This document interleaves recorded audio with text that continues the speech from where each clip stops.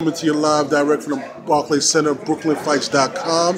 I'm sitting here with the lovely, the wonderful Kathy Duva. Main events. Want to get her thoughts on what's taking place, on Saturday's card with. Well, we call him Zark. Yeah, Zark. And I know that he's real dedicated to the sport. I know he's been through a lot dealing with his homeland and things taking place over there. So, can you just speak to that and what he plans to do this coming Saturday? He's been through a lot of adversity in the last few years. Literally, the home he grew up in was blown up. His family, there was a point where his whole family was missing for weeks. Yeah. There was no communication, no water, no electricity for weeks, and he was here preparing for a fight, so he couldn't go back. It's been really difficult time for him. He's lost family members, he's lost close friends. His grandmother was killed in fighting. It's been a really rough couple of years for him. I'm really happy that he's getting his opportunity now to shine. Yeah. Put this all behind him. His family is all safe now. Some of them have moved into a safer area, so he's not so worried about them getting caught up in the fighting anymore. Okay, that's great to hear. I'm happy. We're all thankful that he's recovering from and dealing with all that, the effects of losing family members and just dealing with all the hardships that take place in the homeland.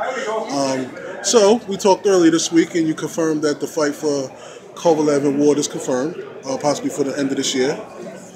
How do you see the fight playing out with Pascal in the weeks to come?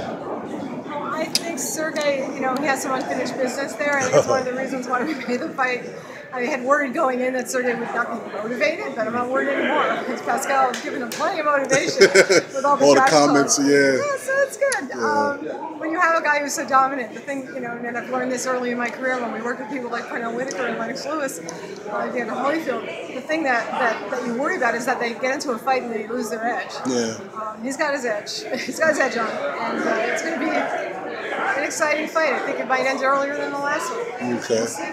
Outside of Kovalev, what other fighters do you have in your stable, and what is Main Events currently working on throughout this year? Well, at the moment, we're trying to make a fight between Sullivan Barrera, who's the #1 contender in the IBF in the light heavyweight division, against Andre Ward. If that comes to pass, it will be, I think, on March 26th in Oakland, California. Okay.